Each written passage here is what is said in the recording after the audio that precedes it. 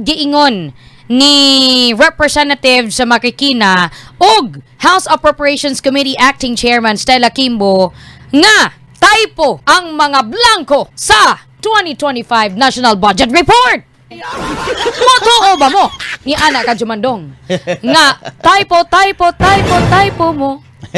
Bycam report. I-typo mo. Ang issue din transparency o accountability. Yes. Sakto.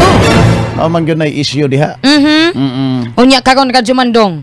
Na issue naman pud ni. Nga doon ay blanco. Nga naaprubahan sa presidente nga nahimong balaod. Budget ba yan andi tabag wa ra ba ta maghisgot dinhi og kanabitang piso-piso trilyones ba ya gyud. Yes, ang ato abaga kasamang gisgotan. Sakto ka Jumandong mao ni nga mikagingga ang katawhang Pilipino kay nasayod ba gyud tanan asa nagikan ng kwartaha ka Jumandong.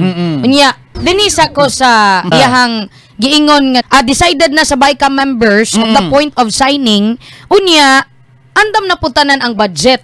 Naalang yun sila katong ginatawag nga ministerial nga gibuhat nila dito. Unya naapoy kana ganing approval gikan sa ilaha ang katong ingon nila nga mga adjustments nga kinahanglan. Kinis Kimbo ba?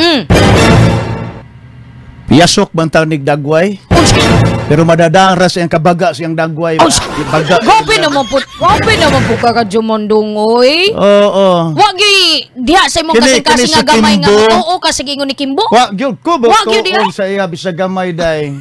Albinay mo. Kaning ato ang mga bagbabalaod sama ni Kimbo, kinahanglan mo agi og parliamentary rules sa procedure workshop day. Ministerial corrections? Nga gihimo kuno sa mga technical staff? Remember issue din accountability o transparency. Unya, ipiya lang ninyo sa mga technical staff ang pag-correction radyoman range sa mga figures nga mao magkasamay ato ang gabiton nga budget para sa bureaucracia sa atong panggobyerno.